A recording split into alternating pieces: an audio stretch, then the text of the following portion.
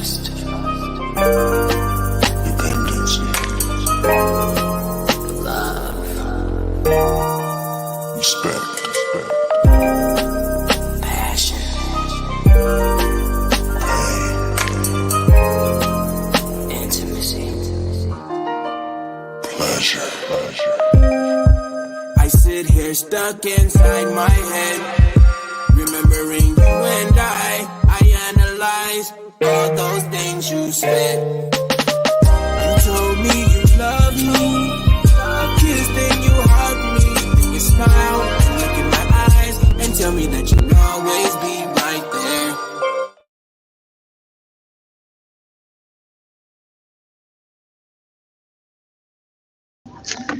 Good evening, people.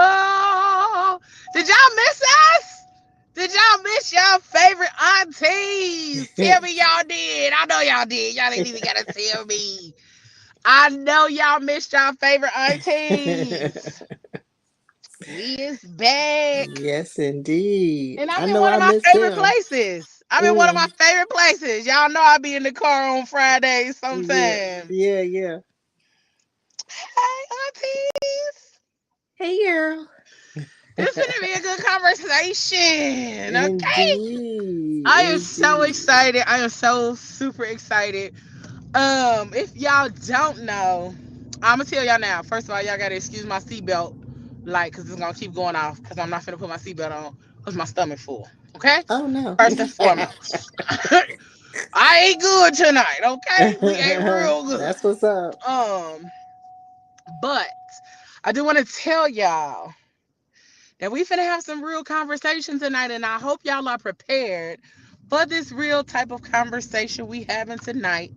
It is Mental Health Awareness Month, and it's about to go down. Y'all know we always pick a topic and we go in on that topic. So this month, for Mental Health Awareness Month, we talking about grief, sexuality, and mental resilience. Okay? Mm-hmm. Okay? Let me see. That's the right one. Nope. Wonderful. It's this one. So we talking about Okay. intertwined journeys because these the paths that we are talking about tonight, you have to intertwine them. Like sometimes Yeah. people forget that you can grieve and still want to get your rocks off. I think Yeah. sometimes when we grieving or sad, sometimes we want to get our rocks off even the more. Even the more. But Even the we more. having this conversation and we gonna dive into it. And then on the 24th, we're gonna have not one but possibly two of my favorite therapists and mental health counselors on the show. We started talking about grief on the Fat Girl Chronicles.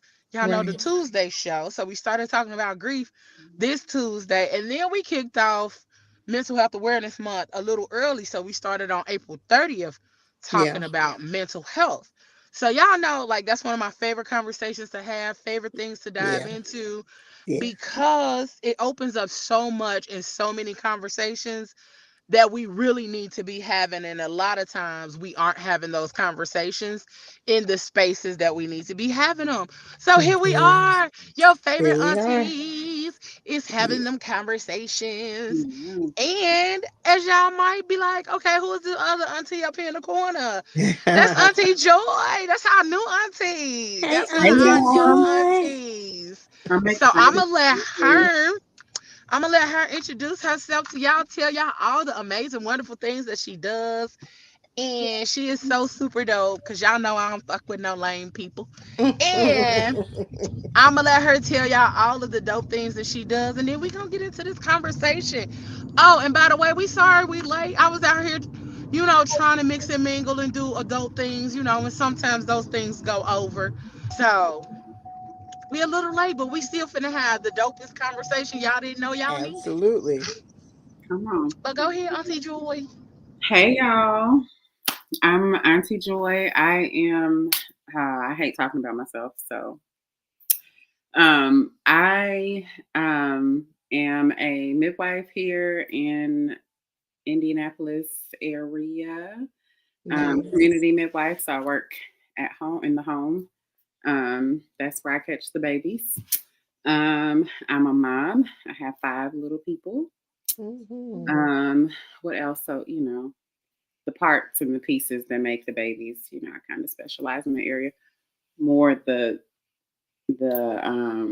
course, the woman parts. I'm trying to be Mhm. politically correct. How do I? Girl, this No, the no wrong show for politically that. correct The in the womb after owners. dark. I want to be inclusive. So that's my main focus. But of course, deal with it all. Talk about sex and sexuality a lot in my practice. What else? I am the vice president of Indiana Black Breastfeeding Coalition. So I volunteer and work with them, teaching families about breastfeeding. And I probably do a lot of other stuff, y'all, but that's what I got. Y'all can follow me at thriving_with_Joy Renee, just to get a whiff of some of the creative things that I do, things that I share, writings. I've got more stuff coming, but yeah, that's me. I'm happy to. Yeah, that's amazing. Auntie Leo invited me, so I'm And excited I to be a part of did. the That's team. right. That's right. Welcome to the Aunties. Thank you. Right. I got to fix my name because this show don't say auntie. No, I don't got to say it fix does. my name. Hold Don't. And on. mine There won't we let me. go. Mine won't let me have my little white thing underneath it. I don't know. I don't know what Lord. happened. Maybe Lord. I'm on punishment. StreamYard don't like me.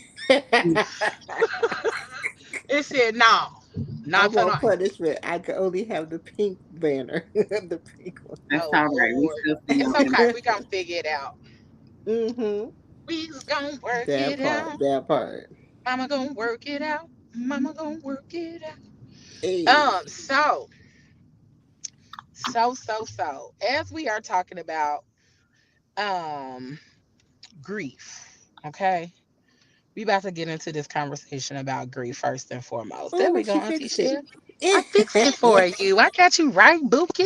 There you go. So, when it comes to talking about grief, so first and foremost, like we had to dive. Well, Tuesday we took a deep dive into what grief really is. Okay, Mm-hmm. grief. Whew, a lot of us don't realize what grief is. Okay, grief is a deep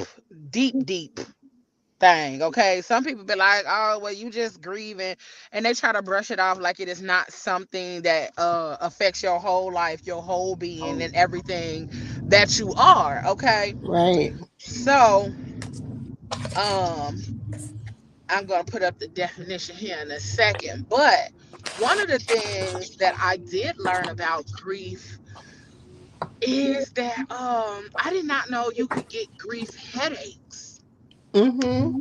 I just learned that. right. Yeah. I did not know you can get grief headaches.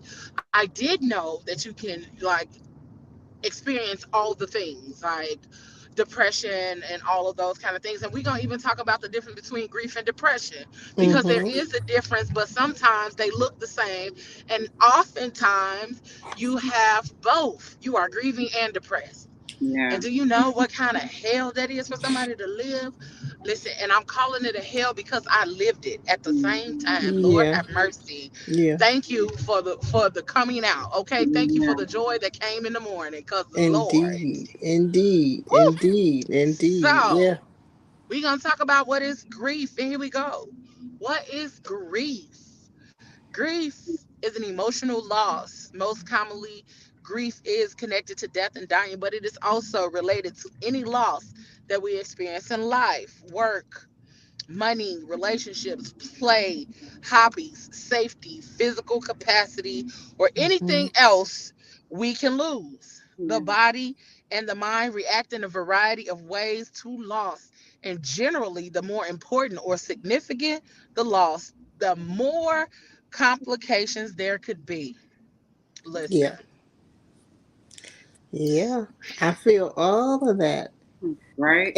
And the crazy part of it is that until until Tuesday shows, I didn't realize that as well. Like, I know Auntie Mm. Leo and I, we talked for a while, and I was like, I just can't get this stick out of the mud. Like, I can't get it forward. And I know there was a couple things that was going on with me. I was feeling like so fatigued and just out of it. Like, don't even ask me to make a peanut butter and jelly sandwich right now, because I would mess that up and cry over it, right? That's how bad I was. Aw. And so so I mean, but when you put it up there like that, and put it in perspective, that grief is not just a loss of a loved one, or over death, but it could be, like you said, a loss of a relationship, a loss of a friendship, a loss of money, or a house, or something, Or some yourself. or Woo! yourself. Okay, Yes, now you just honey, gonna jump right in. All right. jump Yeah, right in. honey. Okay, you Oh, went. baby, we get down, okay? We get Yes. down when we have conversations. I We thought we gonna was get never all the gonna way up be in that ready. thing. 30 minutes in, you went. No, right now, It was like, come right now. on, man, we're not playing in the kiddie pool. We Mm-mm-mm-mm. Not none. No, Whew. Cause that's a yeah, real thing. Wow. it And we're gonna is. talk about that. We're gonna talk about that on Tuesday's show. We're gonna talk about grieving your former self. Mm, Let me tell you, grieving your former self is something for real, for real. baby. And until you bring it to the forefront, you're not realizing that that's what's going on with you. Mm, Hmm. So yeah, grieving your former self is something really real. mm, Man. Yeah. But I do know, like, when I lost, okay, so my most, I'm gonna say my most significant loss in my whole life has been losing my mother. Mm-hmm. And I say that not to say like my losing my dad wasn't significant. My losing my dad was significant, but I was still a teenager when I mm, lost my dad. So I really fully didn't understand. I was 13. Mm. But when I say my mom's loss was very significant, it was because I really, really, really saw myself you breaking up, Leah. honestly Yeah, I saw think we. me losing.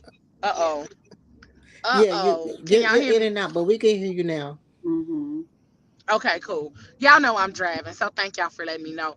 But Mm-hmm. the real significant loss was my mom because I was 30 years old. Yeah. I was 30 going on 31. Okay. And I had never, not ever in my life seen my mom sick the way she was before she passed and all of Mm, that kind of stuff. And so it was like a whole lot. And I lost Mm-hmm. myself after that because I didn't know who I was Yeah. without her. Right. I'm like, who am I? Like, I don't have no daddy no more. Like, I knew who I was even after my father passed because I still had my mama and I could attach myself to my mama and be like, this is Yeah. who I am, this is who I belong to, all those kind of things. But after losing my mama, I was like, I don't know who I am. What do you mean my Mm-hmm. mama not here no more? So Yeah. um that was my most significant loss. What about y'all? Well, you said such a key word, which is the word attach. Hmm. And to experience that detachment, that's something Whew. huge, and that's something major, right? It's like, And it wasn't it's something you almost like planned. tearing. You right. didn't Yeah. prepare for it. Oh my Choice. God. Mm, Right, right. It's like tearing Velcro apart, right? It's like, it's hard, it's noisy, it's painful. You know what I'm saying? So, Mm, um, for me, just recently, it's been my uncle. Um, mm, he's my first uncle. So, and I had three. And I grieved them all very differently. But the loss of my uncle was something, tremendous, because he was like the patriarch of the family to mm, us, mm, So, and it's this year would make 2 years, but it two feels years. it I feels like remember. yesterday. Yeah. It feels like yesterday, and it hits me in waves, and It hits me at times when I'm feeling extra stress, or something like that. And I was able to find a funny moment, within this week. Something happened, and I said, "Oh, he would have said this," and then I bust out laughing to myself. Yeah. Um, because at that particular moment, I felt kind of his presence. And then when I went onto my Facebook page, up pops a Facebook memory of him. So I was like, okay, well, I guess Oh, that's just one of the ways, that I get to take my memories and turn it into, something that's going to make me smile. But it's going to take a long time, for your memories to turn around and, make you smile, because I miss his presence so much. The detachment is something that I'm not taking very well, and I didn't expect it to hit like like it does. It really impacts me quite a bit. But yeah, that's for Okay, one. Michelle, I'm gonna ask you like my doctor asked me. Mhm. My brother passed away, my mother's oldest son, in January this year. Mhm. Sudden, super traumatic for all of us. Well, I should Wow. say for all of us. It was very traumatic for me. Um, Mhm. and I had a doctor's appointment towards the end of January, and I was just telling him, I'm like, I am not okay. Um, and he's like, "Are you supposed to be okay?" So when you period. said, it was hard, that detachment was hard for you to, and it's like, is it? I forget what your language was that you just used, but is it supposed to be easy? I think that that's part of what makes grief so difficult in our society, Yes. is that we don't make space for it. Come Mhm. on. Come on I now. just recently learned that, like, I've never really had space to grieve. Mhm. To grieve. Yep. Um, so my hardest loss, I would say, I mean, my brother hit me really hard um, Yeah. here, but Yeah, I can see I that. think lifelong was my father. So Leo, like you were talking about, that attachment, being able to identify, right? So your dad Mm-hmm. passed, and you can identify with your mom, and like, Mhm. these are my people. These are the people I come from, right? Yes. My dad passed when I was 11, and my daddy was like, whew, he was my favorite person. He was my person. Like, that's Mhm. why I identified very much with my father. Right. Um, Mm-hmm. and so when he passed away, I was 11. I felt like, what do I do from here? And, Right. and I very much felt that throughout my life. Um, so yeah, I didn't, even being that age. I remember one night being really upset and crying and just missing my dad. I was young, maybe 12 at this point. And especially in our community as Black folks, we don't grieve well. Mm-mm. I mean, I think, the funeral thing, we might do well, in the sense that, like, that is our space to cry, to have that communal grieving moment. But then after that, it's like back to business as usual. And Yeah. some of that is our history in this country. Being enslaved, we couldn't grieve well, right? It's like, somebody died, you had to keep working. You know, Yeah. the cotton got to be picked, the sugar cane got to be chopped. Yeah. The things we got to keep going. Uh, Yeah. and so then that's kind of been passed down. And so I remember my mother telling me when I was having that moment, and she was like, "Well, he's dead. Get over it." Mhm. Now, okay, me and my mother have had conversations about this, and so we've worked through it. But what that has told me, we lost her. What Mhm. That's okay. me as an adult is that she also didn't learn how to grieve well. Right. Exactly. So she wasn't able to hold that space for me. So that is very much something that I've had to figure out for myself. Mhm. And I'm still figuring out for myself to make it okay to be in a space of grief. Right. Let it and sit with those feelings, right? Yeah. Um, so we're not supposed to be our normal selves when we are grieving, whatever it is, whether that's a death, whether it's loss of job, income, whatever. Mm-hmm. I think that we actually compound our issues. So when we get that duality of grief and depression, Yes. I think sometimes that comes because I just lost somebody. When my brother passed away, I didn't stop. I couldn't That's stop working. It wasn't um, the nature of my job and what we had going on. The other midwife I worked with got sick the same day my brother died. mm, And so nobody had crazy, but I was still very much on high alert if somebody right, was. I couldn't just be. I mean, I was devastated, and I couldn't be in that space. And so right. when we're not able to sit with our feelings and work through them, work them through our bodies and our nervous systems, and we're stuck. That's right. That's right. And that's something real important to recognize because just like you said, um, when the death happens, right? For me, anytime somebody passes in my family, I look around at people around me. Like I can go to the grocery store and everybody's like doing their thing, right? And for me, it kind of makes me angry. Like, how dare everybody walk around and have a normal life, and my whole life is in shambles? Like, how Listen, you dare hear me? Yes. And so I had to go to work, and I told them I was like, listen, I just experienced a loss in my family. My uncle passed away. He's a patriarch of the family.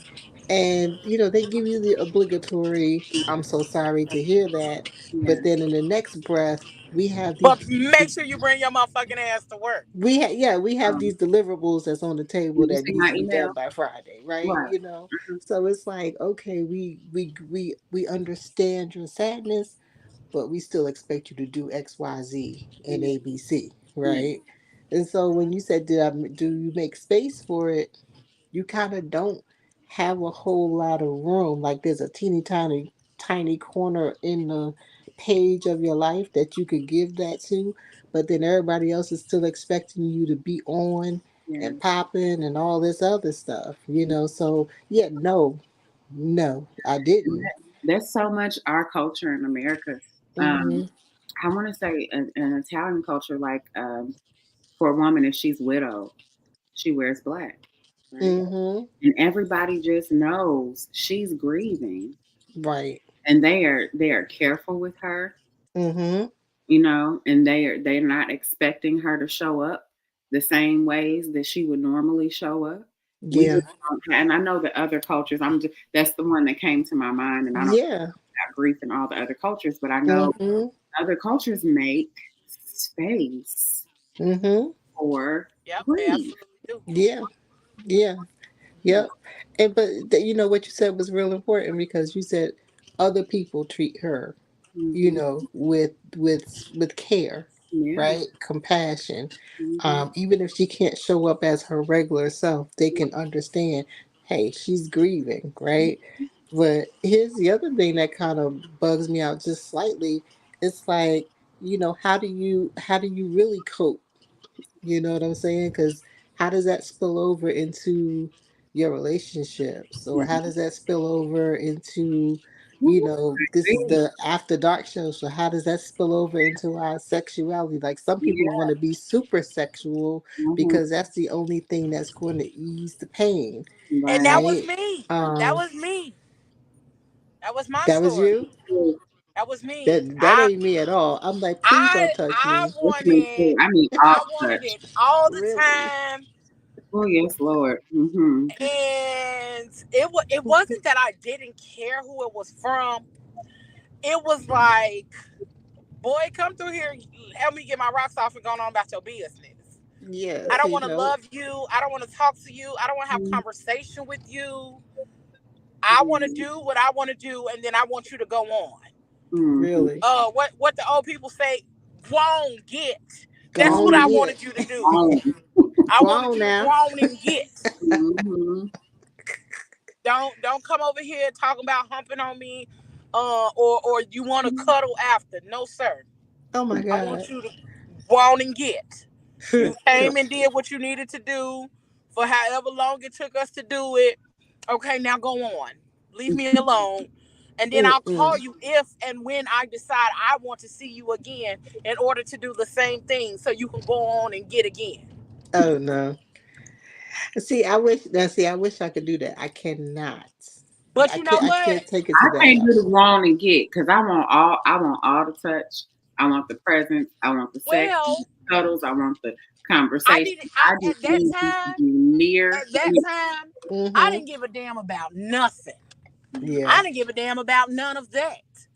I don't even want you to cuddle me because I don't even know if I feel like being touched, Mm, other Mm-hmm. than for you to put your mouth on my lady parts and put your man parts inside my lady parts very and then go on about your business. Don't ask me Yeah. to put my mouth on your man parts good. She said, because "I'm the happy. answer is I'm no. reciprocal." So one sided. It was. It was. I was very selfish, like Mhm. very, very selfish, and I knew this, Do you know? and Have I you been? didn't care.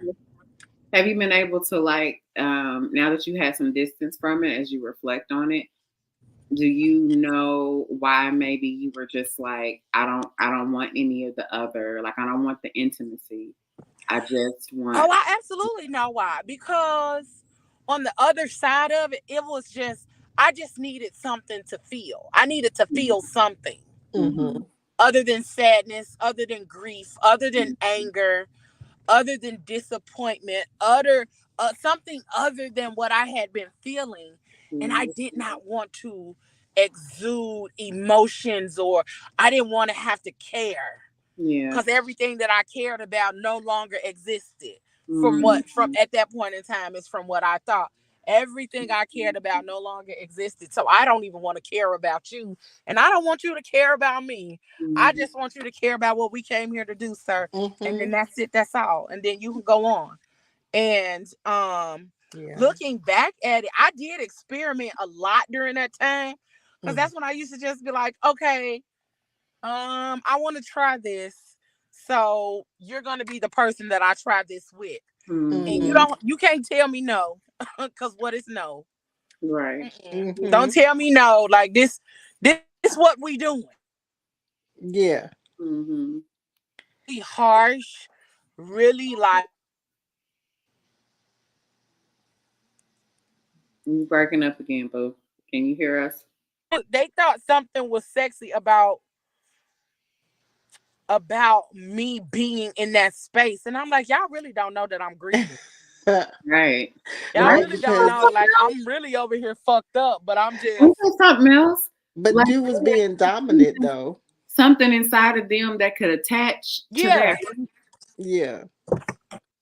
Mm. I think they felt it was sexy because you were being dominant. You were saying, "This is what I want. This is what I need."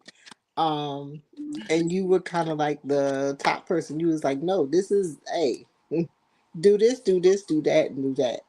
And to some people, that's quite sexy. And you know, Um, some women we don't really do that. no, not really. No. Typically Yeah. we're more submissive. Right. And then we Exactly. so yeah, I can see them being like, yeah, girl. Exactly, exactly, exactly. And I was on the other side of that. I was when my previous significant other was grieving, they said the same thing that Leo said, like I just need to feel Yeah. something. But the way that I received it, like now that I'm a little bit more mature, I can understand what that statement meant. But when it hit me at the time that it hit me, you just need to feel like what the heck, what are you talking about? Am I just a rubber doll? What you talking about? Like, Mm. like so I was like, get off of me, please don't touch me. Like, no. Yeah. And I've now I understand that could have been kind of wrong to deny that, because if that was that person's coping mechanism at that time, I probably should have let that happen. But the way that they was like, well, can we just do that? Because I just need to feel, you You know. know, I don't think you should on yourself. I Mm, think that um if that didn't sit right with you, it didn't. even though we have our ways that we need to cope, when we're involving somebody else in that, Mm-hmm. you know, they still have a choice whether they want to participate or not, whether Indeed. or not their position in your life. Like, Yeah. it didn't feel good to you. No. I was getting ready to. I was getting ready to, like, be submissive in that moment, but it got messed up with what they said. Yeah. And I said something. I was like, "You really want to do something after we just expect?" Because like the death, um, it wasn't sudden, but we was kind of hopeful that the person was going to turn, and it was making a positive turn. And Yeah. then next thing we knew, we got a call, Yeah. and like still within that night, it was like they wanted to be romantic, and I was like, you want to do something right now? Like, we just got this horrible bad news, and like, how can you turn this on? Yeah. And they said, well, I just want to feel. Mm-hmm. I was like, no. Yeah. Please don't touch me. I mean, it also sounds like that you were grieving too, because if you were Hmm. this, so Definitely, because it took me as a shock. yeah. Yeah, it took me as a shock to get the news, and I believe it was within that night that we got the news that it was like, roll over and then let's do something. Mm-hmm. And I was like, And you said what? you don't really want to be touched when you're I grieving, don't. right? No. You shut it all down. So y'all were having two very Different Yep. experiences. that's the thing. Like in relationship, my a previous relationship, we were very different in that stress Mhm. and I'm like, please touch me. Oh, please, please, please, Mhm. please touch me. I need all the touch. Like it Yes. moves my nervous system. Help me. Yes. I need Yes. help with this co-regulation, right? Right. And there were things that I would do, have my own coping mechanisms that didn't involve anybody else. But I'm also like, especially in relationship with somebody I love, like I want you close to me. I want that comfort. Mm. They were very much like, absolutely not. Mhm. I need my space. Leave me alone. Like Yeah. go through the motions will very much show up, in all the ways. Gonna work, gonna Yeah. cook, gonna clean, gonna tend to the children. Yeah. But like that's it. Yeah. Right. And that was the way of like, I love y'all, but like Right. this is what I need for myself. Um Right. that was a hard you talking about having to sit through your feelings. I was Mhm. like, oh my Mhm. just woo. And I Yeah. think that Yeah. was the difference for me, why I was the way that I was, because I wasn't in relationship with anybody. I Mhm. think if I had been in relationship at that time, I would have wanted all the affection, all the love, all the hugs, all the kisses, all of the everything. But because I wasn't, and I wasn't even like dating anybody at the time, like this was literally, Yeah. mm, I moved to Indianapolis in September of 2014. My mom passed in June of 2015. Mm-hmm. Wow. And then not only did my mom pass, it was my mom, my cousin. Uh, then I lost my job. Then October rolled around, I lost my uncle. Mhm. Then I lost somebody. I can't remember who the other person was. And then January of 2016, I lost my best friend Mm. So and yeah, we have that been was best friends since like junior year of high school. right. So it was just like one thing after another. And then it was like, I don't care about what. Mhm. Tell me what I'm supposed to Mhm. care about. Right. So I Yeah, think that that was was that why was I was super in such a impactful. space of like, I don't want none of that intimacy shit. Like, I didn't want people to get close because I also felt like the people that got close to me or the people that I truly loved, I was losing them ever so rapidly. So, Yeah, no, don't get yeah, close. Yeah. yeah. Don't get close. I just need you to do this thing that you were made to do, Mm-hmm. Mm. Mhm. Do Amazing. this thing that you were that made you to was do. made for. That's what it's Woo! made for. Like, You be man and I be woman. Mm. Mm. you Tarzan, me Jane. Like, Exactly that part. Yeah, we got to break it all the way down. let's just get to the basics, bruh. Mm-mm. Yeah, yeah, yeah. That's real though, because it's scary. That's a frightening place to be. You Mm-hmm. know, how can I attach myself Yeah, Mhm. to someone else when I've lost all of these people that are so dear? yeah. That's right. It That's was right. What scary. if you leave me too? What? Yeah. Yes. Oh my goodness. And I Yes. already got like, and that's the other part too. Like when I'm in therapy, and you know what I'm saying, I'm realizing like I have attachment issues. Like I don't like losing friendships. I don't like Mm-hmm. letting people go. I don't like none of those things, and it's just Right. because even when I was younger, I lost a lot of family members, uncles, cousins, all of those kind of things, and so it was something. Grief and loss is something that I've dealt with for almost all 40 years of my life. And then to lose my mama, I was like, I never thought this day would come. Right. Like this is the Right. day that I could not have imagined. Or like, kind of work your way to getting, and that sound bad, but you work your way to kind of getting over all of the other loss. Like Mm-hmm. your mother is a loss that is consistent. Like, Absolutely. and for me, That's so real. for Woo. me as a woman, Mm. it's like, and I'm gonna be like fully, completely transparent. And I think I talked about this on Tuesday, but like I just started working back in childcare, Mm-hmm. and one day, can y'all hear me? Yeah, you kind of went away for a second, but we Ah, hear you. We hear you. Oh, she gone again. Oh Mm. man, she stopped at the the one day, No, but no. Okay, wait. I my kind of know alarm where went she. Oh, there off, you go. There and you it go. threw everything off. So Mm. I just started working back in childcare, and so I'm working in the baby room, and I'm just holding this cute little chunky thing. And Mm-hmm. I'm like, oh my God, this baby is so chunky. And I was like, my mama used to love chunky babies because my mama used to think, oh, you being fed well. Let me feed you some Exactly. more. Like Yeah, that was yeah, her yeah. thing. She loved chunky babies. My mama loved people. But Mm-hmm. then sitting there and like my brain and the grief intrusive thoughts was like, so hey, what if you had a kid when your mama was alive? Like, what would that have been like? Or what would it be like if you have a kid now? What you gonna do without your mama? And all of the thoughts just started thoughting. And I Mm. was like, Mm-hmm. Yeah, I can uh, imagine. I want to get out of my head. I want to jump out of my body. Mm-hmm. And Yeah.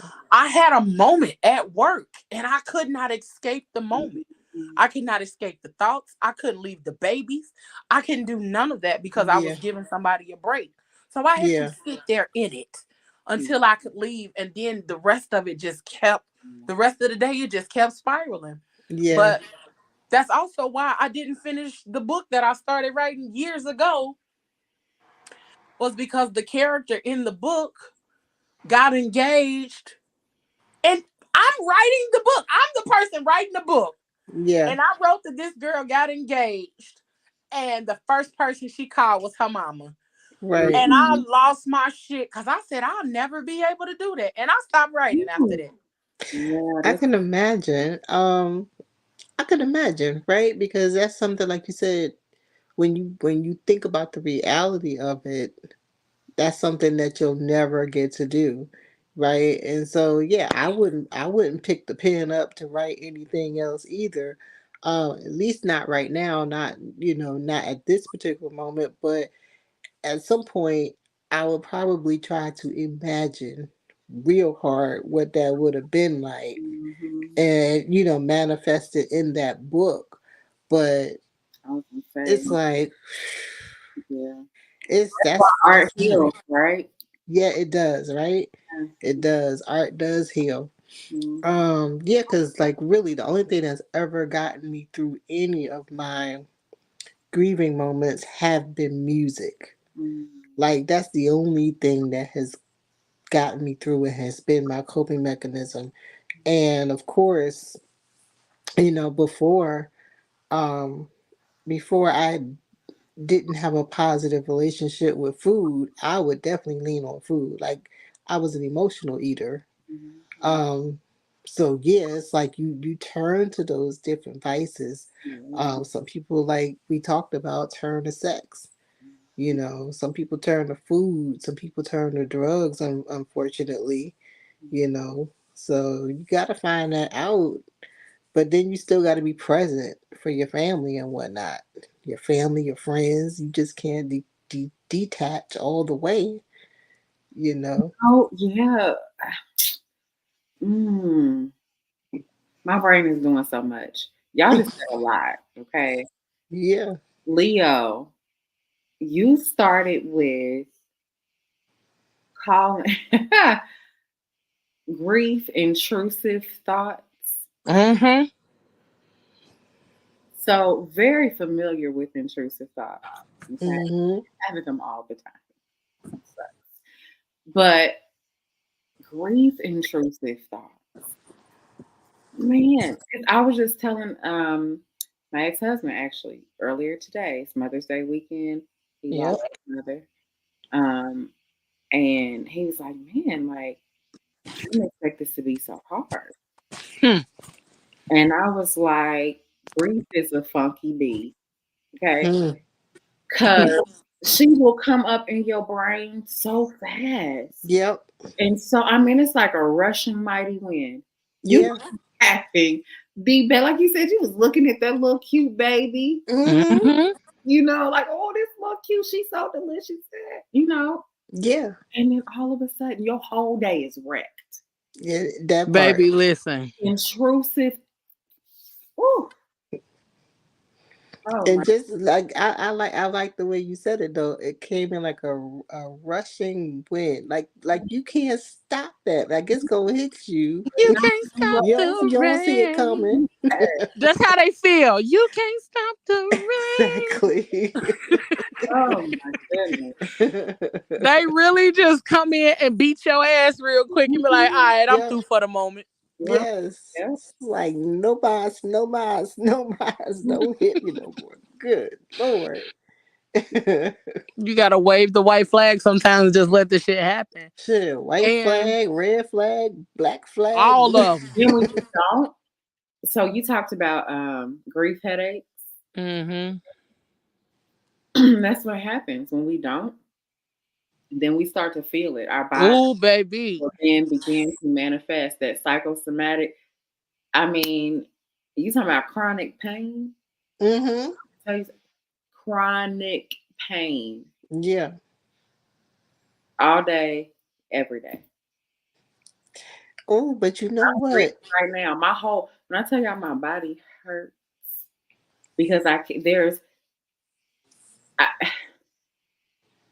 I can't do. I have to sit. I just got to sit still. There's not Mm-hmm. really anything I can do to change, and it's like situational kind of shit. Mm-hmm. I mean, yes, I'm still, kind of reeling from my brother, but this Yeah. this particular grief is like situational, and it's like I can't do. I just got to sit here. I Mm-hmm. have faith, but I'm grieving there's so many layers that onion around. Mm-hmm. Yeah. It's like every day, sometimes moment to moment, I'm meeting a new circumstance that's reminding me Of of that grief. the situation, Mm-hmm. Yes. right? And so I'm like, I can't get away from this. I can't walk away from my life. That's what I want to do. Mm. Mm-hmm. Take me on sabbatical. I'm done. You hear me? Yeah. I want to just walk away from all of it. Like, Yeah. if I could take me and my kids to some island somewhere and we could just play for the rest of our lives. Man. Mm-hmm. Let's just go play, children. Right. But you know what you just said just helped me. How Oprah say, "Oh, that aha moment!" Like the light bulb just came on when you said something about it racking your body with pain, and how you do turn to sex because you have that. it's almost like that. What they call that? It's a oxytocin type of Yeah, feeling, like that Yeah. dopamine feeling in your brain. that's real. Where, yeah. That's real. So I just made the connection just now because, like before, what in the latter part of what we was talking about, I was like, please don't touch me, Mm-hmm. right? But if I would have connected, oh, you could have a couple of moments, like 10, 20, 30 minutes where Mm-hmm. you get that dopamine feeling, I Yeah, could see why people will turn there yeah, right there. So that's real. I had a partner, so I suffer with chronic migraines. Um, same, me too. I have one right now. Mm. And But you're on the show? yeah, so I'm a midwife. I said that right. So Yeah. I'm on call pretty much always, unless I'm on vacation or it's my weekend off. But also I've been a mother since I was 17. Mm-hmm. I was having migraines before that, but like I had to. It's like either you quit life or like you push through, and that's Yeah. my mother was very much like you push through, right? Yeah. There was no space for grief. And so that's what I learned from my mom, the women in my family, even my father. And so I Yeah. just put it on the women, up until he had cancer and I had a project due at school. And Mm. that's chemo. He would leave, he would pick me up from school, go to his chemo treatments. He would take me home. I did my homework. He had extra homework for me. And he took me to Michael's after his chemo treatment. Wow. And he was so I could tell, and I was selfish. I was 11. Yeah. Could tell that he was struggling, and he ended up losing his bowels on our way home. He was Mm-hmm. so hard to hold it, and he was just devastated Yeah. by that. But he pushed through to get that done for me. So that's what I know. That's what I come from. Mm-hmm. And so pain, yeah, I just always had it, and you just go. But I had a partner, and that ended up, he brought that to my awareness of like, and I knew that I would say like, okay, like I need some relief. Mm-hmm. Help me out here. Um, and then that became issue in relationship. Like, yo, I am not a pain pill, Yeah. And so thankful that he was like, yep, come on, what are we doing here? Right. Mhm. Bringing that to my awareness, but it's real. And it's a double-edged sword of like, and that's why we need awareness because Mm-hmm. sometimes that's okay. It could be healthy. Yeah. Mhm. But then there's a line, right? And it's like, okay, but what else? What else do you have? What other coping mechanisms can you have? Because sometimes Right. it's a bonding moment in relationship because we're meant to heal. We need people in Mhm. Mm-hmm. ways. That's why we have so many different kinds of relationship, right? Yeah. Facts. So yeah, that can be it could have been like, oh, okay, you know what, I love you. And there were moments like that where he's like, I want to help you feel better. Yeah. It hurts me seeing you hurt. Right. It was a beautiful moment. Yes. But then it got distorted. Oh, my brain is doing so much, y'all. This conversation is giving me life. It's good though, right? Right. Audre Lorde has an essay where she talks about the difference between erotic and pornographic. Right. Ooh. Mm. Okay. And so in those moments where it was a mutual, like I'm hurting and he's like, oh, baby, I love you and I don't want to see you hurt. So let me help you relieve this pain. Right. That's eroticism, Mm-hmm. right? Okay. Both together in that In intimate the moment. sexual moment, right? For a purpose. Right. Pornographic is me like, yo, come on. Like That's I what I was Right. on. Get I it was like, popping. pornographic. let's get it. I don't really care about how you feel. I just need some relief. Get it Come popping. on, you know, I man. needed some who's is this? Who's is this? Who's is Listen, this? Who's Exactly. is I need to feel. Help me feel better. I need to feel something different than this agony. Yeah, but my friend just brought it up to me a few moments ago that That's like that scene in Monsters Ball Mm-hmm. where Make me she's feel good. exactly Mm-hmm. Because I really think that I know all of my vices were bad. Like after my mom passed, like if it wasn't sex, it was alcohol. Mhm. And I was like, I am so grateful to God that He brought me on the other side of all of that. Because baby, Mhm. like I was drinking all the time, like all the time, and trying to work and trying to like so many things happened. Yeah. And it was just like, oh God, I'm so grateful. Yeah. And honestly, just sitting up here having this conversation and thinking about it, it's like, God, I'm grateful for so many things. I'm Yeah. grateful that like I don't have liver or kidney failure. I'm grateful that I Amen. ain't got no like no deadly sexually transmitted diseases or none of that. Like we Yes. was using protection, but sometimes it would just be like, boy, I said what I said. Let's go. Like I ain't, Yes. you know what I'm saying? And so I was reckless with Right. myself. I was reckless with myself. And then it was so crazy that the dudes allowed me to be so reckless with them.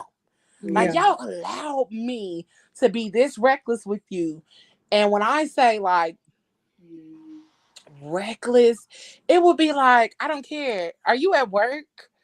I well, as soon as you get off, like come over here, cause and Mhm. then you can go do whatever you need to do after that. But like, I'm a priority after work. Mhm. Mm-hmm. Mhm. And so sometimes I wish I could still have that kind of attitude, but not with the recklessness of it. You know Right. what I'm Right. saying? Like I'ma say with the certainty in who I am. Like, you know what I'm saying? And that's the other thing about about healing though, is that as you heal, you don't desire all of the randomness and all Mhm. of that. Like, Yeah. and so I was even talking to my therapist and even my business coach and mentor about like sexuality and was like, I'm healing. And it'd be like, I want to be sexually free and do Mhm. all of the things, but it's also like, I don't want all of these people touching me. Right. I Right. don't want That's all of these right. people to access me. I don't want all of these things that make me feel like I'm being used. Mhm. And it was like, it's such a conflicting space to be in Yeah. because you're like, I mean, it's just sex. But then the other side, the heel side is like, bitch, but you know, it's just not.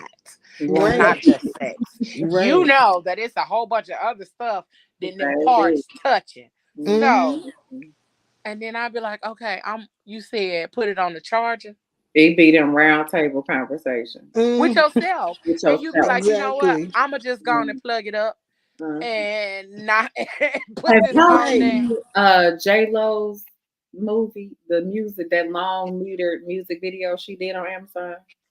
It's, No. it's the Zodiac, but it's her like council Yeah. of spells. It's I haven't seen it. I mean, I know what you're talking about, but I didn't watch yeah, it. it's a cool concept. But that's what it be like. Okay, like I gotta get myself together here. We'll be. And even at one point, I was like, okay, well, what if I tried girls? And I was like, Mhm. and then the Mm-mm. other side of me was like, girl, Well, see, the only reason why I don't, I'll never, only reason why I don't really want to do it, try girls, is because number one, it's not natural, but then secondly, I'm gonna be a pillow princess anyway. I'm not gonna do anything after you do something to me. I'm Yeah, not gonna that's do not none of fair. that. I don't even, That's not don't even be like, do me, because time out. No, I'm not doing that. Michelle That said, just don't means even you're not ask. attracted to women. That's what that means. Mm-mm. So yeah. No, no. So that's And that's that's why the I never thing thought about it. too. That's the other thing to me. Like, I'm not attracted. Like, you know how you be like, I'm not attracted to all women. It just be certain ones that have certain like characteristics and traits. Hmm. And I find myself, but I don't even think it has anything to do with them being a woman. I think it's more of like a spirit kind of thing. Yeah. And people can say whatever the fuck they want to say. Like that's how I feel, or that's Hmm. But my like, thought it's process when also it comes like to. you could be. I mean, that's human nature. If you see, it's just the can just be the visual. Like you could be attracted to a woman and Yeah. very much not want to have sex with or be in a relationship Yeah. because Yep.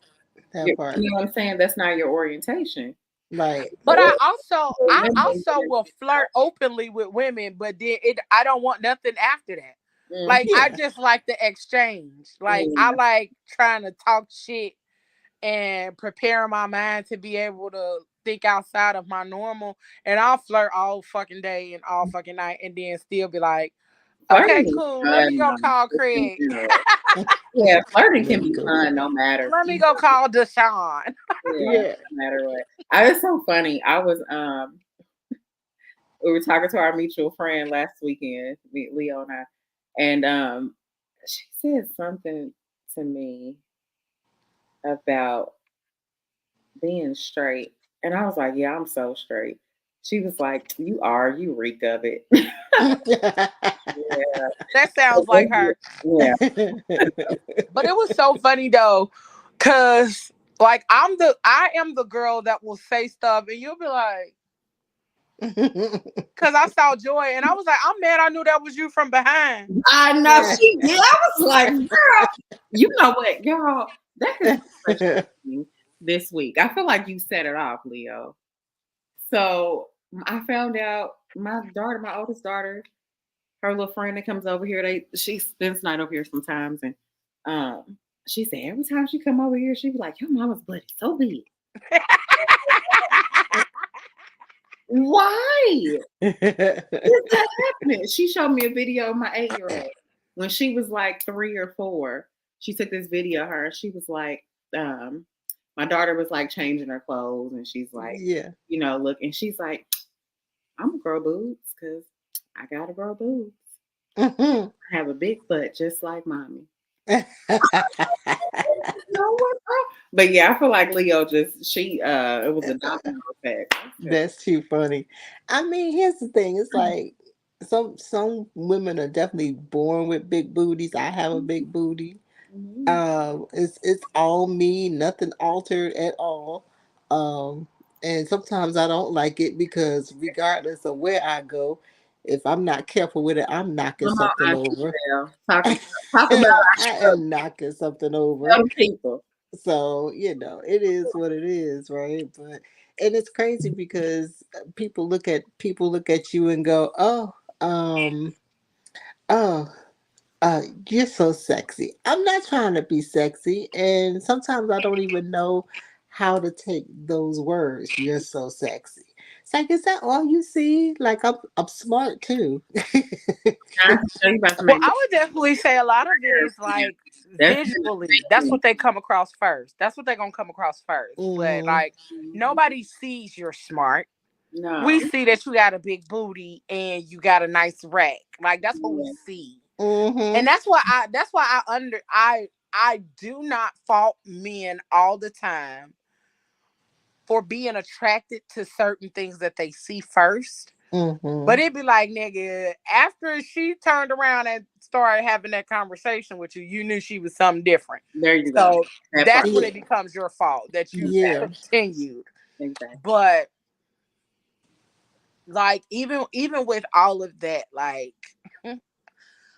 I said that to Joy, and I was just like, I say stuff, and I be like, damn, I hope I don't be offending people because it be in love and it be jokingly or Mhm. whatever. Because I Yeah. sure said it, and I'm like, I can't help the way my brain works. I literally How you walked in say this it. open fucking space and she was doing something. I was like, oh, that's Joy. And I walked up and I said, I'm mad I knew this was you from behind. I saw the little girls at the table, but didn't like put two and two together that them were her little girls. Yeah, yeah, yeah. I just was like, oh, that's Joy. Mhm. Hmm. Yeah. That's too And funny. I wasn't offended because um I it's a spirit thing. You know, I didn't feel like there was anything on it, but like, Yeah, like you didn't feel like I was being a creep. right, like Auntie Shell was saying, when people look at me and only see that, like I know that you see me, Yeah. right? And so I don't.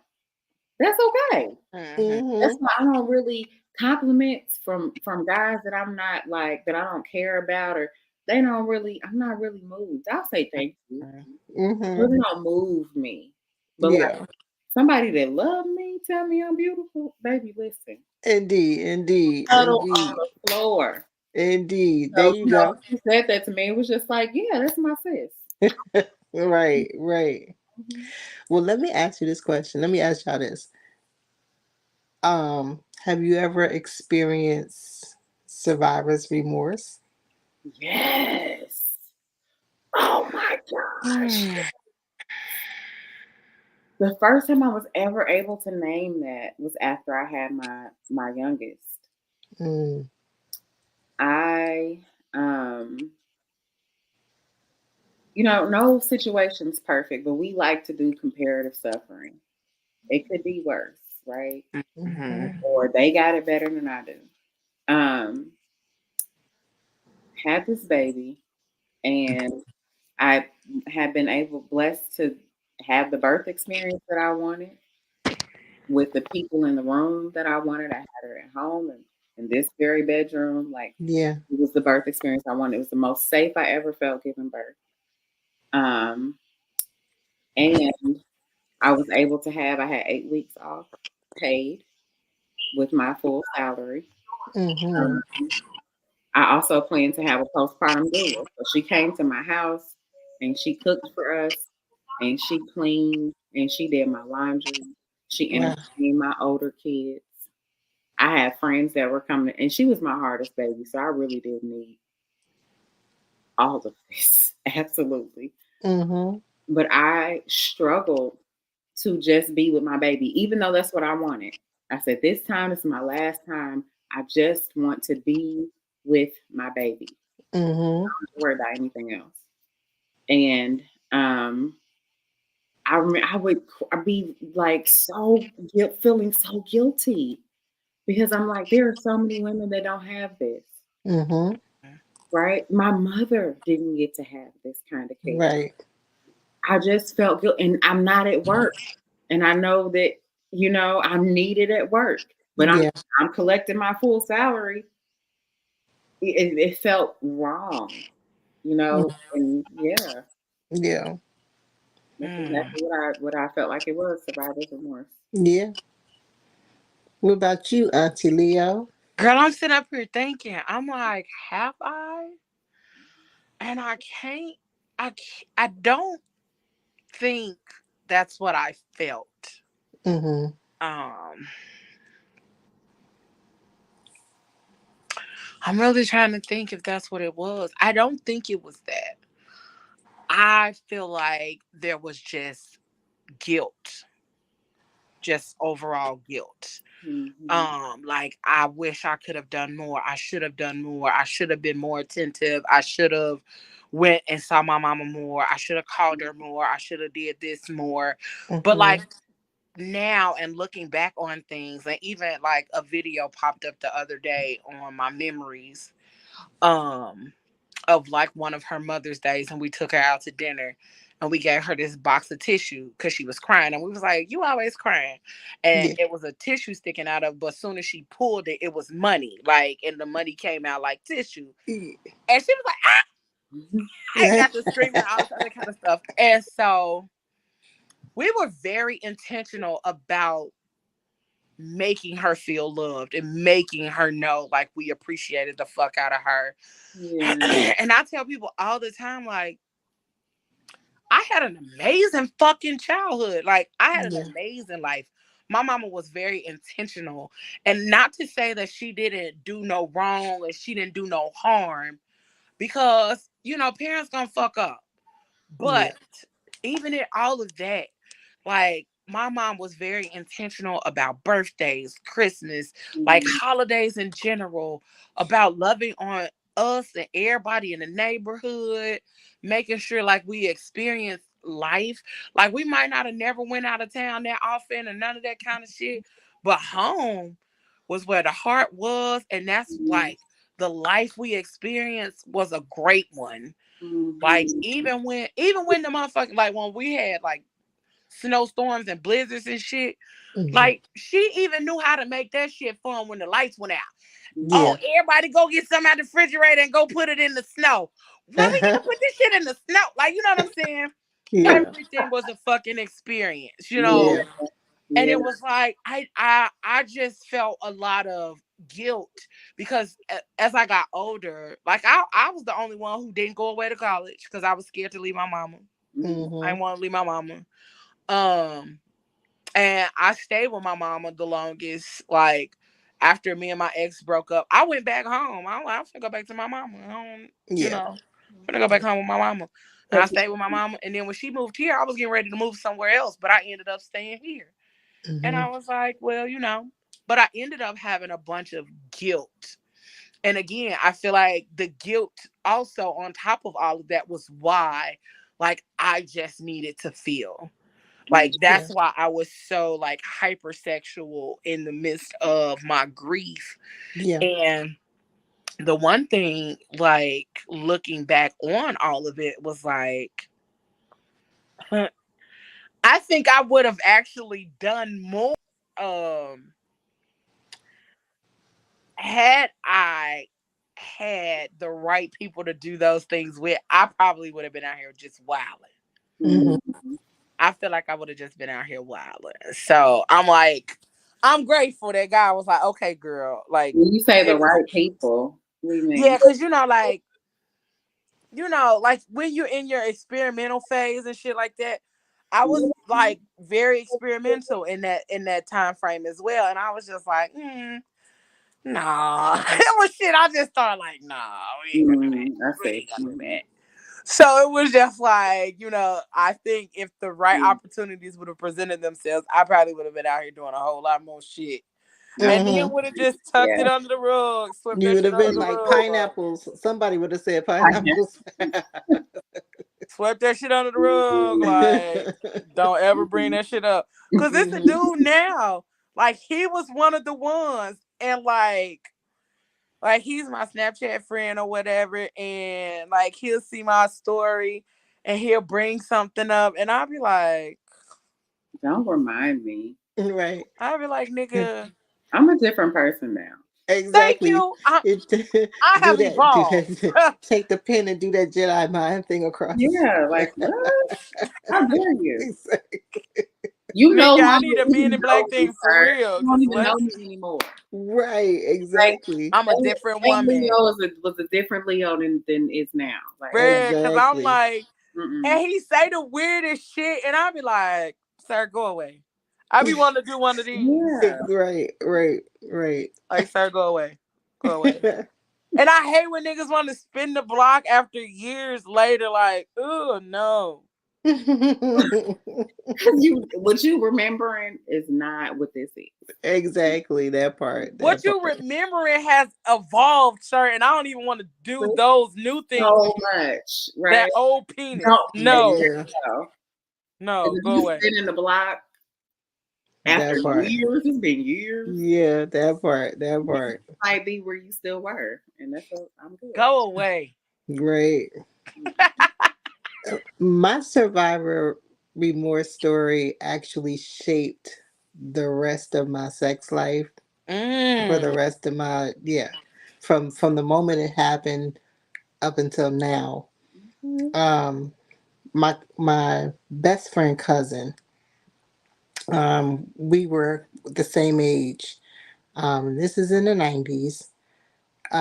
So she was having some type of problem in her relationship, and she decided to go do a one night stand with someone she knew. Actually, her baby's godfather. Um, and she, back in the 90s, you call each other up. Girl, this is what I'm gonna do. Blah blah blah. This is about to go down. Da da da da da. I'm like, I don't think you should do that. She was like, mm-mm, nope, I know this person. I had a crush on this person. He's my son's godfather and I trust him. Okay. I couldn't stop her. There was no stopping her. She was going to do what she wanted to do. And she came back and told me, this is how it went down. And just, she felt satisfied that it all happened or whatever. Shortly after that, a couple of months after that, she started to get sick. Mm, Flu like symptoms, you know, something very similar to what we know as COVID today, right? Flu like symptoms, feeling really bad, whatever. But, we were both plus size girls before plus size became a thing.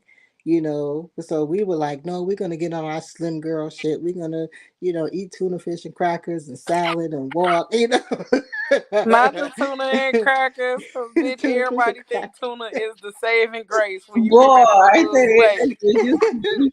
That's Well, like, we gonna Tuna have and salmon, that's gonna save our fat asses. gonna save us, yes. Yes, yes, yes. She worked in the hospital, so she always walked, and so she was like, Shell, I'm starting to lose weight. Like this tuna fish and cracker stuff is working and whatever. She's like, I haven't really been having an appetite. I have been feeling kind of sick or whatever, but I think it's working. I'm like, okay, bet. Me, I'm always a hustler. I'm always working somewhere far, right? So I had like a whole hour and 15-minute commute from DC to Virginia by metro.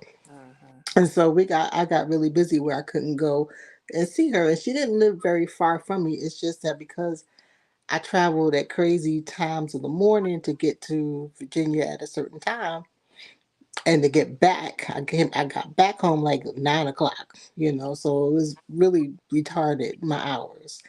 Um, and by that time, I had my son and everything, and still had to pick him up from wherever he was and everything. Um, cut forward to my aunt, her mom, calling me and like, well, she's in the hospital. And I was like, really? And she was like, yeah, well, she has pneumonia from, this flu or whatever. So I'm like, she was like, you got to get up there to see her. And I'm like, okay, Auntie, I'm going to see her. But of course, me hustling, bustling on the metro, 2, 3 buses at a time, and a train just to get to work. Never made it to the hospital until one day, she called me and she was like, come over to the house. Mm, And I, came over. No, I did make it to the hospital. I'm sorry. Let's go back to the I did make it to the hospital. But now I'm in the hospital and me not catching on to what's actually going on. She's in the hospital and she has like this breathing. I'm like, what's happening? It's like, yeah, I got this. I don't know what I caught. I got the pneumonia. I'm not breathing right. I'm sick. And I'm like, well, when do you get home? And she was like, I'll go home in a couple of days. I was like, okay, I'll come over and see you. Finally, when I come over to see her, she drops the bomb on me to tell me that she caught HIV mm, from the one night stand. damn. And it quickly blew into the autoimmune deficiency Mm, syndrome. So I watched her go from heavyset girl like me to very thin young lady. And in her last couple of days, she shared with me, she was like, Shell, please take care of yourself, when you're out here doing stuff. She's like, don't do anything unprotected. She's like, I wouldn't do that ever again. I wouldn't even have unprotected sex with my husband. mm, So she left that deep impact on me. And of course, when she passed away, it was just like I felt survivor's remorse because we were so close. You know, I said, please don't do it. She did it anyway. And for the rest of my life, I still count. She would be this many years old, or we mm, would have been doing this, or we would have been doing that together. And even now, you know, I can still count on my hand. Like I still got some fingers that I can count with how many sexual partners I've had in life, and fortunately, it's really been my kids, it's my ex-husband, and I had his kids, and then a few after when things ain't work out. But it shaped me. It shaped me. And I still kind of do grieve that loss, because it's like back in the 90s we were young still, you know. She didn't even make it to the 30s, her 30s, Mm. you know. And it's one decision, one bad decision, you know what I'm saying? With someone who you say you trust.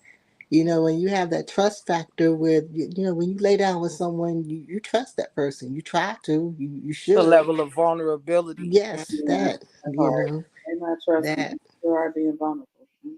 Yeah, so Mm-hmm. the survivor's remorse is can be Get heavy at times. get your daughter, bruh. What she say? You ain't had no. You ain't have no sex. Exactly. Ooh, That part. That part. she That said, part. I'm a immaculate conception. That part. Yeah, man. So These like kids even still now. be thinking their parents they ain't never had sex. What is wrong with these? That's Yeah, so even with celibacy now, like I've been on my celibacy journey, but I get those urges where I want to be intimate, you know what I'm saying? I want to snuggle, I want to cuddle, and sometimes I really wish I could be that person that could have a little recklessness, but nah, I can't. You know what I'm saying? It's like as soon as I think I want to be reckless, that thought I comes mean, but back. that's cautious recklessness. You know what I'm saying? and I don't know. I push up against the word reckless because there would be no humans if there were no sex. I agree. Right? And I so agree. that just is that's how we're made. Mm. Literally. It's how we're Mm, wired. So I mean disease is as sad and as devastating, right? Disease is as old as the earth, Earth. Hmm. mm-hmm. right?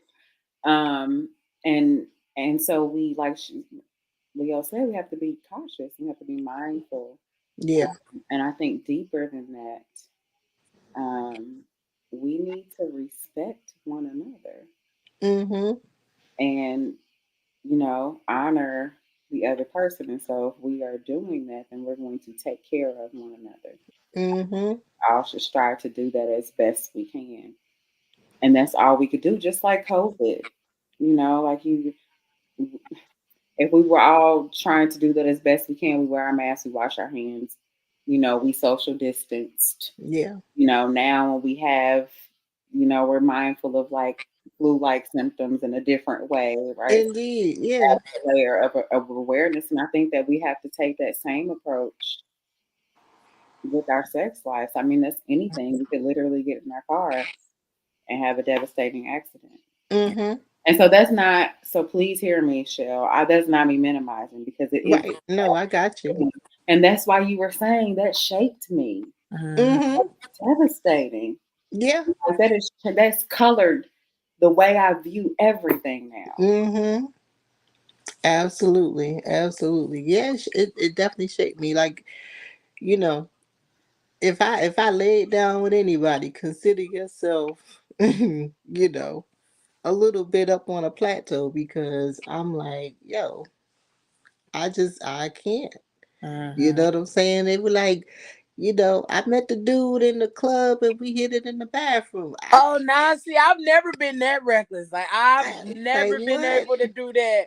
And I'd be like, damn, y'all just be getting it in the bathroom at the club. Like I've never been able to Exactly. do that shit. Like, Yeah, but I mean, like people be like, even when they experience like a separation, or they break a breakup, right? You've been going with somebody, or you've been dating somebody for a couple of years, and you go through this devastating breakup, and they say, well, I'm on demon time right now. I can't demon time. Like, oh, I'm scared.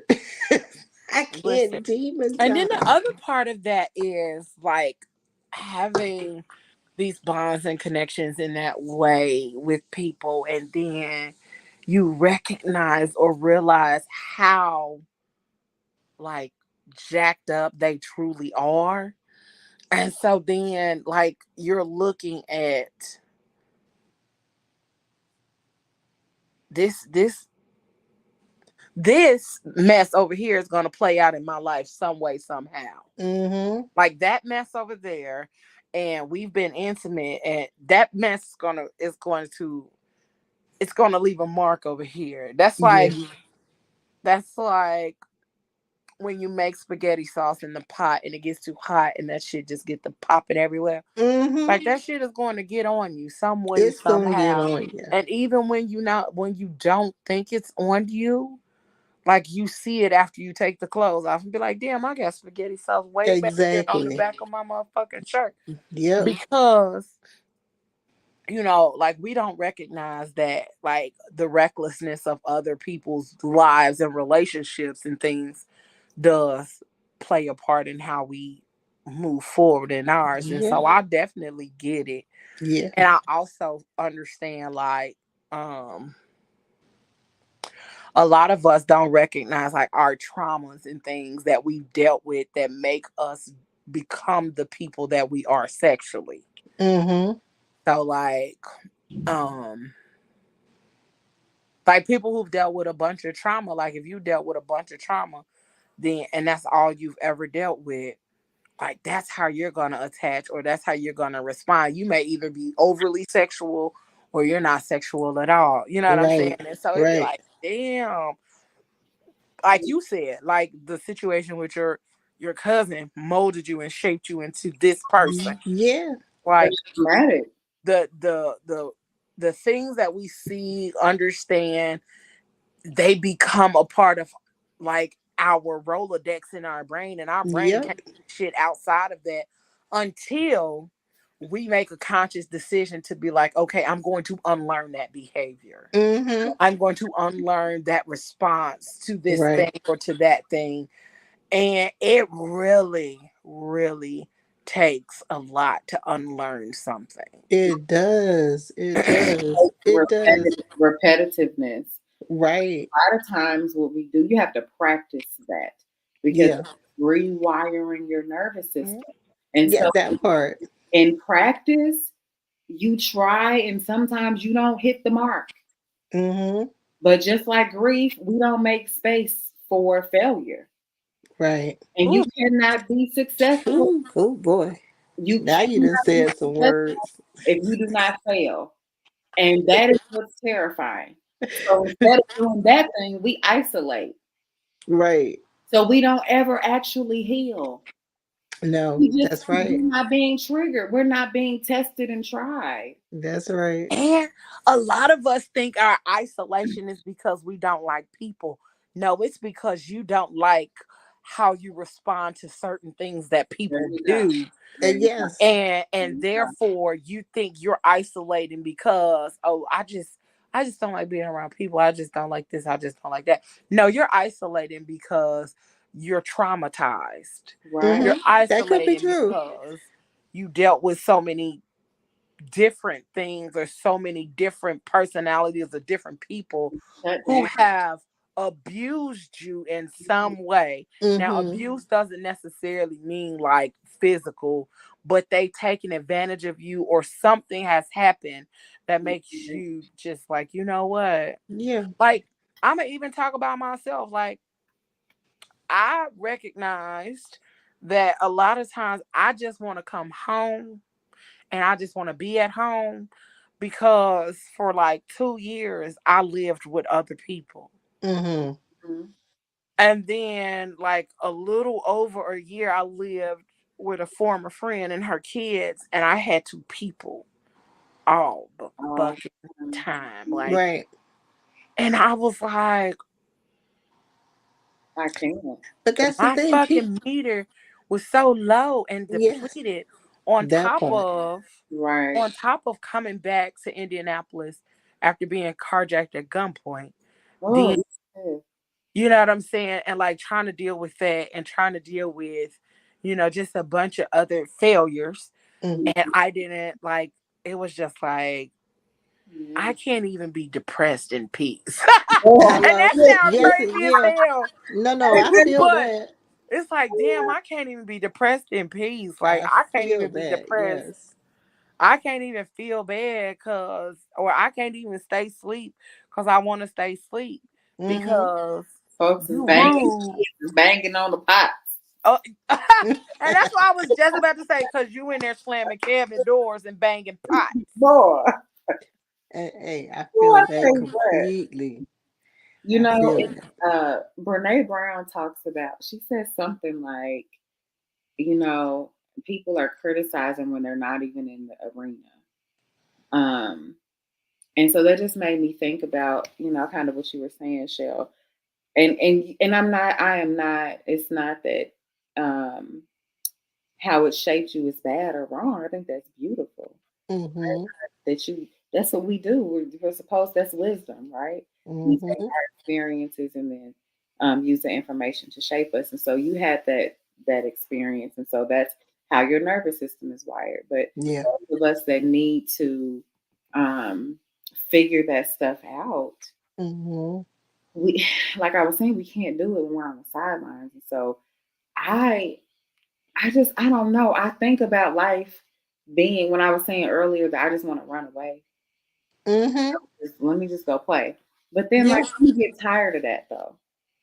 And this may be just my personality style, but like Mm.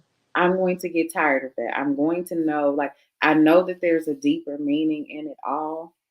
And like there's something in me that's gotta find that eventually. Yeah. Right. Yeah, I for might give sure. myself some rest. Like Tish was saying, like I've been people in and I need Ooh, rest, right? Yeah. So I'm gonna give myself some respite.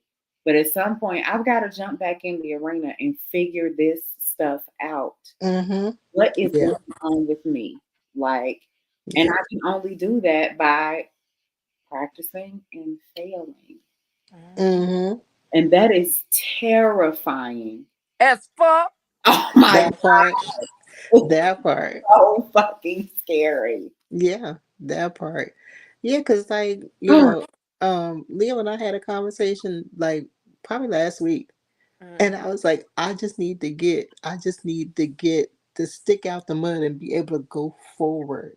You know what I'm saying? It's like, ooh, I could be sitting there and I could be doing something, and all of a sudden it's like, I feel like it's like a heavy jacket on top of you. You know what I'm saying? Like a heavy metal jacket, like it's holding you in. Mhm. And it's like, I need to be able to go forward and do some stuff, Like the you know? depression kitty. Like you might not even watch Big Mouth, but that's what depression was on Big Mm, Mouth. It was a Mhm. mm-hmm. big fat ass purple cat, Mhm. and the cat would go and lay on one of the kids. I forgot which kid it was, but that was what it would like okay, no, I want to get up, but it's like Mm-hmm. the cat is literally just Yeah. Oh goodness. Yes. the cat then laid on top. You know how a fucking cat just, Just let. Yep. Yep. Yep. and that's how it did, and that's Yeah. how I definitely understand. That's why. Yeah.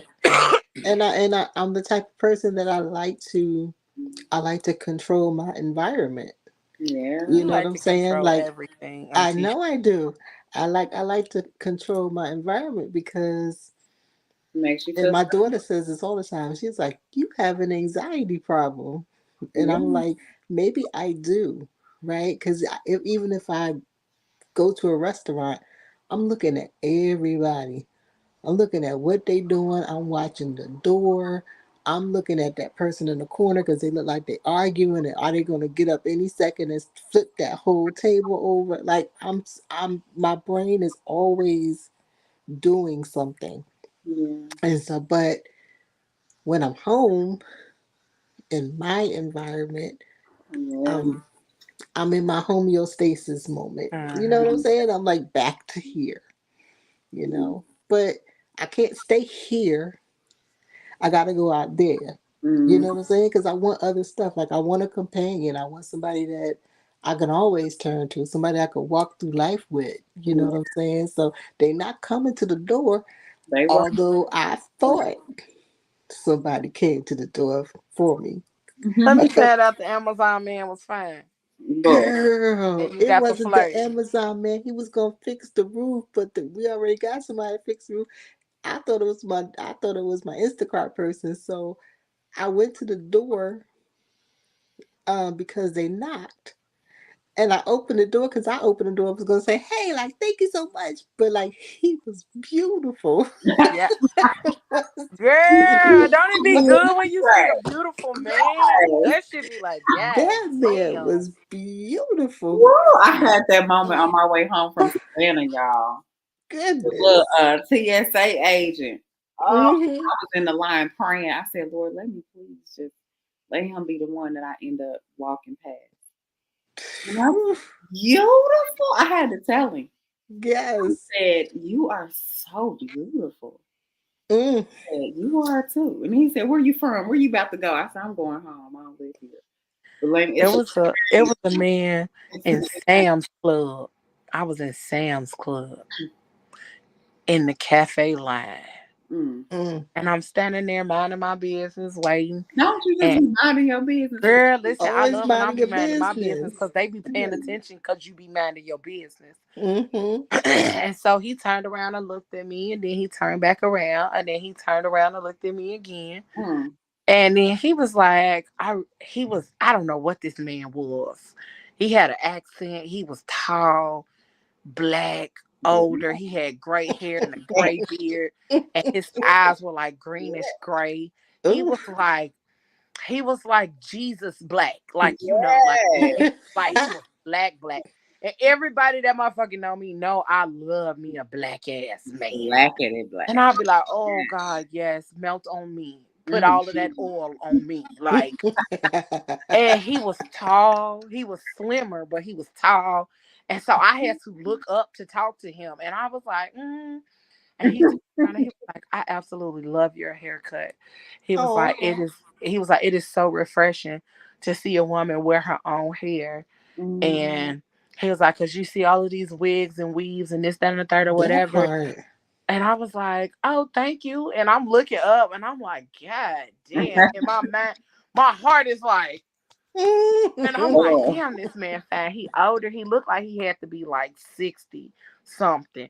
But he was older and he just had this accent. And I was like, keep talking to me. Mhm. And so Hmm. then, What else you want to say? right, because I was like, I'm I'd listening. have been like, "Can you say the alphabet for me?" and we just got to talking. And then he got his stuff, I got my stuff, and I went on about my way. Mm. But the funny thing about that is black people be ear hustling Or that part. because it was a dude behind me, right? So he hit a whole conversation and we going about our way. The next day, I'm going in Family Dollar. He like, you following me? And I'm like, what you mean am I following you? He was Right. like, yeah, you was at Family Dollar yesterday and that old man was trying to get your number. He was Oh trying to my talk you God, out of your drawers. I was like, what? sir. Mind your He was like, business. yeah, Tommy Awesome, you are so beautiful with this haircut. I said, damn. I You don't said, believe it to niggas the be moment. really ear hustling and They being do. nosy. That shit They tickled the do. fuck out of me. He was like, yeah, that old ass man was up in there talking that shit to you. You almost gave it up. I was like, bruh. I was You like, don't know and my life. did. You don't know And my did. life. I It's was like, like, get out my bruh, not you business, was. Stanley. He was all in the business because he was standing like, when I say right behind me, people in Indianapolis don't have no personal space boundaries. They So when No, I say he I was that's the right can't. behind thing. me, That's the he, thing. I he was cannot do literally that. like right behind me. And so me and like I said, me and the man was just talking, but that shit was so funny. And that man was so fine. Like, Mm. oh. And I was like, Lord. And I went in Sam's Club a couple times after that, was like, let me see this fine ass old man. and I'm finna get him my number. Mm. We finna Yep. have an old ass baby. Like, A old ass baby. That ain't funny though. Them old ass babies. I can't say what I want to say. Never mind. well, we finna have an old ass baby. Shit, that man was fine. But I love me a chocolate man. They make my heart happy. Oh yeah, for sure. Mhm. Especially a For man like sure. darker than me. Listen, Hmm. Oh, that TSA agent was good and short. Man, we all got our preferences though, man. Mine is a tall man. I Mm. just like them black. Like I love a chocolate man. My sisters used to. My sisters used to talk about me because I used like I didn't care if you was ugly or not. Like Mm. if you had some beautiful fucking black skin, you Mm, had a chance. really? Like you had a chance, nigga. Your skin is beautiful to me. There's Hmm. something about that. And they used to talk about me so bad, like, girl. So you was bugging out in the Wesley Snipes era, huh? Yeah, like Wesley Snipes ain't fine to me. But I love me a black ass man. Mm-hmm. Yeah. Like Kofi from But you know what though, Tia? Queen Sugar. You know, Yes, they but can he clean is up handsome though. well. Kofi from Cream Sugar, now listen. But they clean up well. Even if they ain't like the finest thing smoking. It Baby, be when they put that shit on. haircut, okay? Don't let them throw on a suit. Mm-hmm. Listen, come on, and smell good too. Please. Yeah. Man, let me slap my drawers in your pocket. Okay. Cause sir, Not the pocket, though. in the right here, in the lapel.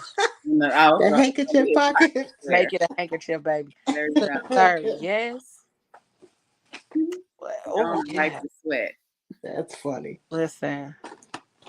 I love it. But it like all of that shit, like we don't even realize like all of the things that Yeah. play a part in how we become who we are and how even like the grief plays a part in that. All of the other Yeah. stuff like be making us like be a certain way and it's like, yeah, damn. And Mm-hmm. when you okay, Alexa, come on, it's time for bed. Man,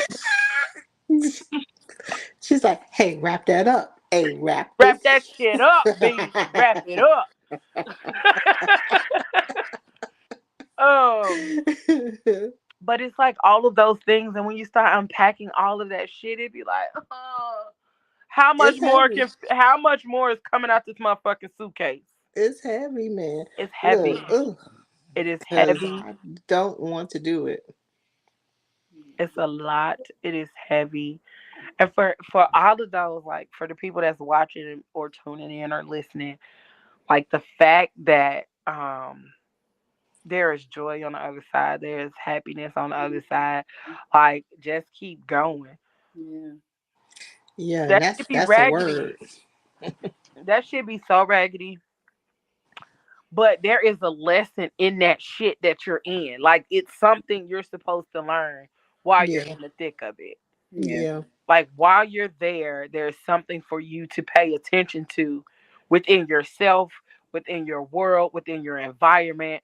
It's a lot of lessons that are going to come out of that funky, fucked up, rough ass Yeah. space For that you're in. sure. Yeah. Yeah. For Yeah. sure. For And sure. so, like, I tell a lot of people, and I don't even know who I was talking to, but like, give yourself grace, be kind to yourself, be good to yourself, and then also recognize that you have to not just be good to yourself and be kind to yourself. You got to give yourself the love that ain't nobody else gonna give you when you in that space. Mm, Right. that's good. You got to be like, all right, cool. I don't know what this is. And I don't really know what I'm going through, but I'm finna love on me. I'm finna change up a little bit. Like, I've started in my mornings, this is how I start my mornings to make sure my days go better. I start my music with I start my days with music. And more than likely it's jazz. Mm-hmm. Mm, Cause it's something about the music, something about the way jazz just mellows you out, like it helps you Yeah. to focus. And I Yeah. take my showers in the morning. Mm-hmm. Like I take them in the morning now because it helps me to release like all of it. I Mm, take them at night too, but in the morning there is something about a morning shower mm, Yeah. that's real. that Feels refreshed. helps Yeah, it me to does. It refreshes reset. you. Yeah, Mm, Yeah. like it It helps me to refreshes you. reset and Yeah. it does something different. So that's how I start my day. Even when I don't meditate, the fact that I listen to that music, it definitely does something for my day. And like we gotta start paying attention to ourselves enough mhm, to know like we're not ourselves. And everybody ain't gonna self-regulate, and I know that now. But that's one thing we have to learn to do. And once you do start to self-regulate, it'll be a lot easier for you to do it. And mm, it'll be a lot easier for you not to lose yourself in the thickness of the Mm. thick. Mm-hmm. Mm-hmm. just bringing mindfulness. Like I think listening to the jazz and taking your morning shower, it requires you to bring mindfulness to what you're doing. Yeah. Mm-hmm. Yeah. Jumping up Yeah. out of bed, throwing some water on your face, brushing your teeth. You know what I mean? Just having that really quick routine. It's something about slowing down and taking our time through a thing, that allows us to integrate into the process and really be present. Right. That's Yep. beautiful, Leo. Thank you. Like my mentor, our favorite person, is like she was the person that made me recognize like I have the power to control my day. Like Yeah. we always say that shit. We always say it. We always talk about it. But she was the person that made me really like apply it Yeah. Mm-hmm. Mm-hmm. and Got be away. intentional about it. Like, Mm-hmm. well, what time do you gotta be at work? And because I used to like my last job, I used to be like, Lord, I gotta get up and go to work. I gotta drive and I gotta sit there and do nothing. And it used to be dreadful in the morning to go to work. And so I'm Mm-hmm. like, okay. So then she was like, okay, well, don't think of work as work. Think of work as a thing to do on your list of things to do for the day. Oh, Mm. okay. I could try that.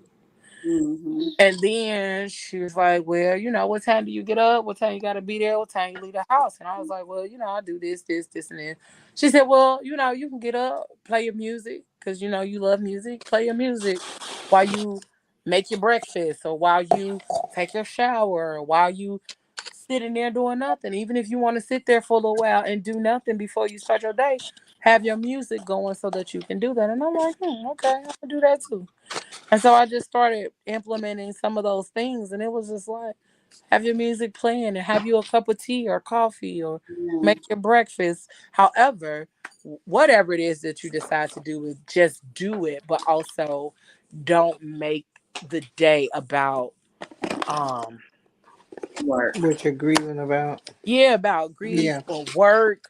Don't make it about those things. Make it about you and your day and your routine and Make even it at about night. you. Like Say that again. even at Yo, night. make it about you. Even Right. at night, make your Yeah, night about you. that's really good. I like And it. so when I come home, like sometimes I'll be like, damn, I gotta do this, I gotta do that, I need to clean up, I need to do that. If I don't feel like doing it, I'm not gonna do it. I There's come home and if I always have to decompress after work because I people all day now. yeah. So I come home, I get out of my clothes, I lay across my bed and I watch cartoons for like an hour. Mm-hmm. Yeah. I wiggle my toes and those kind of things. But it's just cause that's what helps me to come down off of the day, off of people. And I try not to talk to nobody within that hour that I'm home. I try. Cause I Right. really be needing that time to like, no, I don't want to talk to nobody. I don't want to deal with nobody. I Yeah. mean, but even if I do talk to people, I try to make it a good conversation or something like that. Mm-hmm. Something fulfilling. And that's how I choose to like start. I mean, even in therapy, I told my therapist, I don't want to not be in the midst of people or things anymore that make my life hard or that don't come with reciprocity, or if I always got to be the one doing the work, I don't want to do it no more. Right. Yeah. I don't want to do it no Shout more. out to the people that are staying in with us. I know we over. We Yeah, we normally. later than usual. We Yeah, yeah, started a yeah, little late. yeah, yeah, yeah. Yeah. Shout out to the ones that's hanging out. Yeah. We've had to wrap it up in a second. Um, but yeah, I'm sorry I kind of went on a rant there, but that's just kind of I get it. I get it. I get it. No, but that's very good. Those were very good points. yeah, that's kind of Um. like that's what she told me, and I was like, I just kind of implemented. Sorry for the rant, y'all. And my Mhm. brain is like, I'm slowly getting sleepy. Like Yeah, I'm yeah, yeah, slowly. yeah, yeah, yeah. Yeah, it's definitely past our time, but Listen, Alexa just told me it's time yeah, to go to bed. It's she time for told you to bed. wrap it up. The But rest I mean, what definitely one of the things that I do to try to cope is I do lean on the Bible a lot. Um, that has been, and when you really do get into, if anybody is an avid Bible reader, when you really do get into it, you do feel like you're having a conversation, with a higher power, higher source. So that is a good outlet, a positive outlet Mm-hmm. um to rely on. But then, like you said, self care. I think Auntie Joy mentioned self care and stuff like that. I mean, just try to keep that type of thing up. And just your best isn't gonna look the same every day. Mm-hmm. You're not going to show up being your best. But if you got out of bed and brushed your teeth today, Come you on know now. what I'm saying? That might be the best you could do that day. Yeah. That's it. Absolutely. Hmm. That shit is real, y'all. So It definitely is. thank y'all for tuning in with the aunties. We gonna finish this conversation. Yeah, I mean, we might be back next week if the aunties feel like talking next week. But if not, we'll be back on the 24th. Hmm. And on the 24th, we are going to talk about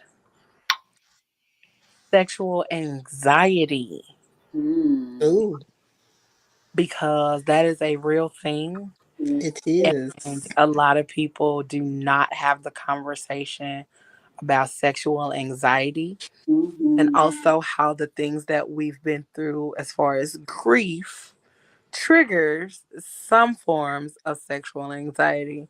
Mm-hmm. Like, I know y'all like this some deep shit. I know. It is. I Yeah. was definitely not expecting to go that deep today, but I mean, It it's is. going if it's It's going to help one person, then I've helped one person today. Mm-hmm. absolutely, and that's the Yeah. point of the conversations is for us to just talk about it and really reveal a lot of things that us as Black people don't normally talk about. Mhm. Because these conversations are necessary for us to become our best and better selves. And how Yeah. can you be your best when you don't even tap into the things that made you your worst? Absolutely. The shadow work. It's the shadow work. We try to cut out those darker, those shadowy places and not deal Mhm. with ourselves. All of that makes up who we are. That's not. Mhm. It's not a bad thing. We just have to seek to understand it and then offer it some compassion. Yeah. Right. Some of those parts have protected us in order for us to be here. Like Yeah. that's what sometimes what coping mechanisms are. They keep us going. Yep. Yeah. They keep you safe too. Yes, honor Safe Absolutely. from yourself. Yep. your whole self. And I'm ready to let some of those things go so I Absolutely. can be my favorite self. Yes. Mhm. Yes, Lord. Hmm. So I hope this conversation helped somebody. I hope that it did what it was supposed to do. I hope it gave you some understanding of yourself, some of the things you've been through, whether it's trauma, drama, or whatever. If it's lost, I hope that it has given you a space to start looking inward more and really figuring out who you are, who you're becoming, and who you were. so that you can become your favorite self. And I say favorite self because we can become our best self Yeah. and that still not be our favorite self. Yeah. So becoming your favorite self. And so we hope this conversation was what you needed it to be for you, because it was exactly what I needed it to be for me. Mm-hmm. And so we will be back to have another conversation on Tuesday. And then on the 24th, we will be back as well to talk a little bit more. So we thank y'all for tuning in. We thank y'all for learning the things, talking about all the things, and even the sidetracks and the rants. Okay. Thank y'all for understanding Indeed. the sidetracks and the rants. Okay. Indeed. They happen on both shows, so it's always gonna happen no matter what. Absolutely. Uh, so we thank y'all. I want to say for all of the mothers that are watching, Happy Mother's Day this Happy Sunday. Mother's Day, Happy Mother's Day. beautiful. Yes. Happy Mother's Day. And yeah, before we go, I got a word.